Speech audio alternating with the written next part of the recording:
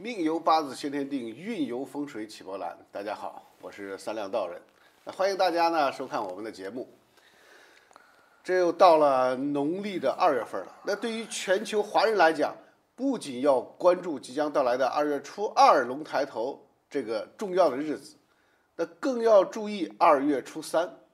为什么呢？因为这是咱们道家神仙文昌帝君的诞辰。那文昌帝君呢，是中国民间和道教尊奉的掌管这个世人功名禄位的之神。那古代呢，更有2月初3拜文昌必能考得状元郎的说法。那么文昌帝君有何来历它和文昌星有什么关联吗？哪些人需要这个祭拜文昌帝君？那祭拜时又有哪些注意的事项？那今天呢，就给大家讲一讲。这个确实一说起文昌帝君呢，这个咱们民间老百姓，我觉得提的最多的是文曲星，对吧？说文曲星比较多。一说哪个人这个考中状元了，或者说这个学习比较好，这个文运比较好，老百姓好说这个人是文曲星下凡。文曲星下凡。对，但是直接这个民间直接说这个文昌星君的并不多。那道长，您看先给我们介绍一下这个文昌星君到底是一个怎么样的大神？在中国的这个道教神仙的这个谱里边呢，它这个形成了三清天尊、玉皇大帝、四御为主神的神仙体系。那道教内部除了这些逍遥的事儿外的这些仙之外，还有很多神，这就是有自己的神职的。那其中掌管世间武士的最高神是真武大帝，而文士最高神呢，就是文昌子同帝君。那文昌帝君呢，他掌管的文昌府的这种事儿和人间的禄籍。这个禄就是我们讲的这个加官进爵、福禄寿的那个。对，就是这个禄这个禄呢，也是看你能当多大官能拿多大俸禄，就是看这个，也是管这个禄。实际上管的不仅是学运、考运，还有一个这个官运他这个你想，这个登上仕途官运亨通，也得拜文昌帝君所以呢，文昌帝君又称庚生永命天尊、紫铜帝君雷应帝君、七曲灵应天尊保德弘仁大帝、宝光崇一天尊全称是九天定元保生佛教开化主宰长乐永佑灵义大帝。他的名号也非常多。这些名称其实指的都是文昌星君。对，指的都是文昌星君中国的这个神仙呢，每个神仙他都不是闲人，都是分管的各个部门他这个都会有职能的。那文昌帝君他的主要职能是分管哪些呢？文昌帝君他主要是管天下的读书人。你想学习好想这个考上大学学有成就，那就要拜文昌星君也就是说，首先他要管的是天下的学运。对那说起来的这个学运亨通仕途顺利是从古至今科举考试都是人生中的大事，无论是学的是什么，那只要你考试合格那就会一定与这个文昌帝君有关。那人们为了增加文运呢，所以呢会多建文昌塔呀、文昌庙塑文昌神像佩戴文昌符等，以祈求得到文昌帝君的加持。那如今呢，正是开学的季节，那家中呢有孩子上学的家长，或是正在为各类学业考试发愁的学子都应该来参拜一下文昌帝君，保佑学业的进步，考试顺利。因为咱们文昌帝君首先管的就是天下学子的学运。对，从古到今是吧？那古代为什么一说这个孩子学习特别的好那就是文曲星下凡所以说呢，多拜一拜文昌帝君，对自己的学业还是非常有好处的。还有一个就是祈求仕途顺利他的这个官序高升的这种善心，比如说想更进一步想在往高的这个去升官也可以去拜文昌帝君。那再一个呢，就是2月初3的这一天呢，就是礼拜文昌帝君，要放一些贡品。在当天呢，去文昌庙或者是道观礼拜，也可以，当然也可以在家里边设这个文昌位，自行的祭拜。那需要准备哪些呢？比如说这个大葱，寓意是聪明伶俐；还有大蒜，寓意的是精打细算；还有芹菜寓意是勤学上进；还有大头菜，寓意着是得个好的彩头；还有一个准备发糕或者是粽子，有高升高中之意。再一个呢，要准备矿泉水1瓶，寓意着是文思泉涌的意思。这个当然，我记得我们之前今年春节之前，我们在谈这个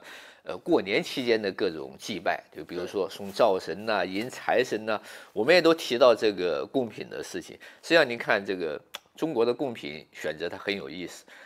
除了这个去礼拜我们的神佛之外，他还要取一些这个意识上的一个彩头哈，这个彩头您刚才讲到这个葱象征聪明呢，对吧？我就想起来我们小时候考试之前，家长说要吃什么，那天早上，家人一定要给煮2个鸡蛋。对，考100分，这个还要有一根油条，是吧？我小时候记得讲的最多就是这个1根油条2个鸡蛋。什么呢？100分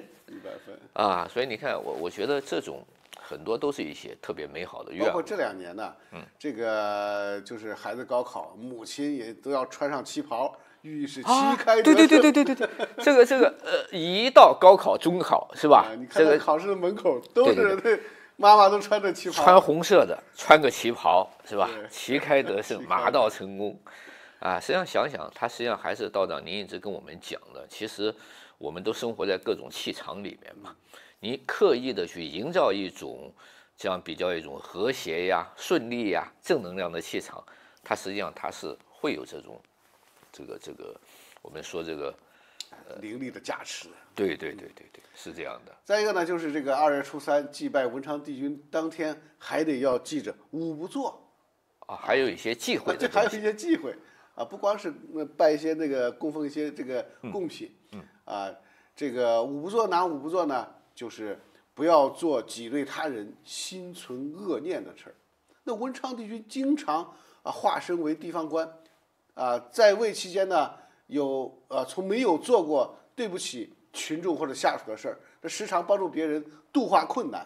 那接济别人一时的这个贫困，而且呢还能够宽恕别人的过失。那广泛的行善积德，这也就是在告诉我们，生活中不要去挤兑他人，更不要心存恶念，多做善事，多做好事儿，那么必将会得到福气那再一个不做呢，就是目无兄长待人不诚。想要积攒自己的一个福气，那么就不能去做一些事情，那不利于家庭的团结，或者是不利于自己发展的事情。如果没大没小，不尊重长辈，或者是目无兄长，对待朋友也狡猾总是想着自己的小心思，那么也不会得到其福气的，更不会得到其庇佑的。道长，您经常说举头三尺有神灵，对吧？你自己的心里没有存善念的时候，我们说，那你再烧香再拜佛，它也是没有什么用处的。是的，还有一点呢也很重要，就是夫妻不和，争吵不休。那想要有好的福气，或者是得到其庇佑的话呢，那么家庭之间的夫妻关系一定要和睦，尤其是在这个时候考试之前，那文昌帝君的诞辰之日更是不能出现争吵的情况。那根据民间百姓讲呢，文昌子同帝君他这个是明察秋毫，但凡你做了一件错事、荒唐之事，都会看在眼里。所以呢，想要得到其庇佑，首先就要从自我这个找原因，尤其是夫妻之间的关系不能闹得太僵，这样也不利于家庭的团结。还有一点呢，也很重要的，就是忘恩负义、自私自利。那在对别人给的恩情时，要注意给予回报，不管是天地恩还是父母恩，或者说是国家恩，都要记住去报答。那在得到帮助之时呢，要懂得感谢因为没有人是有义务的来帮助你的。一个自私自利的人，自然也得不到文昌帝君的庇佑，而且呢，福气也不会跟随自己。所以呢，不要背信弃义忘恩负义，不要做这样的人那最后一点呢，就是不做说人长短谈论是非。中国有句老话，就是祸从口出。因此呢，文昌帝君也告诉我们，在平时的生活当中，不要去说人长短，谈论他人是非，因为言为心生要养心慎言。那如果总是喜欢说人长短的话，就容易遭致恶果，或者是出现祸端。所以在任何的时候呢，我们都应该懂得谨言慎行，这样才能得到福报。刚才道长您给我们提醒到的关于这个在文昌帝君诞辰的时候，我们可以在趁着这个机会呢，我们可以去焚香祷告，对吧？也可以把我们的一些心愿这个祷告给文昌帝君保佑我们来实现。那因为这一段我们一直在讲，这一段也刚刚过完立春嘛，那现在已经是乙巳蛇年了，对吧？大家其实还是很关心关于在每一年这种值太岁犯太岁害太岁刑太岁这样的一些情况。那我也想带这些朋友们也想请教一下道长，那您像在每逢到我们的一些神仙一些这个诞辰或者一些需要纪念的日子里边的时候，那我们这些朋友，就是犯太岁值太岁这样的一些朋友，他们都应该有哪些去注意的呢？那他们犯太岁的这些朋友，他们这一年的学运考运事业发展的官运都有哪些要注意的事情呢？行那我们先从这个生肖属蛇的说起吧。那2025年呢是蛇年，自然呢这属蛇的人呢便是值太岁。那在犯太岁之中呢，值太岁往往是意味着整体的运势都是处于变化之中的，可好可坏，机遇挑战是并存的。那属蛇考生如果能够调整心态这个紧抓机遇，反而呢会因为值太岁带来的突破性的灵感与新机会，学习上建议先稳扎稳打制定详实的复习的这个计划和策略。那再寻找各类模拟考试题进行演练，避免临场慌乱。那此外呢，可以在2月初3祭拜文昌帝君，通过焚香祈愿敬献贡品等方式来缓解值太岁引起的动荡。寄望于文昌帝君赐予更多的智慧与勇气。所以虽然说是值太岁，但是呢，也不要彻底的去灰心和放弃，对吧？因为我们讲过，当你逢到值太岁这样的一个，它实际上带来的是一种变化和动荡。但是往往我们说这个变化里边也是有机会的呀，对吧？所以说也希望这个属蛇的朋友不要想着今年是我的本命年，赶着我值太岁，又是犯太岁里边最严重的，对吧？那怎么办呢？躺平，我们一贯不提倡这种的，对吧？但凡有机会，我们还要通过提升自己尤其是虔诚的去许愿，去这个祈祷、祈福，是吧？它实际上我们还是能抓住一些机会的。对，是的。那再一个呢，就是这个属虎的，这个属虎的它是害太岁，虽然不是那种特别严重的这个刑冲，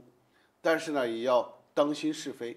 暗耗与小意外。学习上呢可能会出现一些外界的干扰，或者是个人无法掌控的这个变动，导致复习节奏被打乱。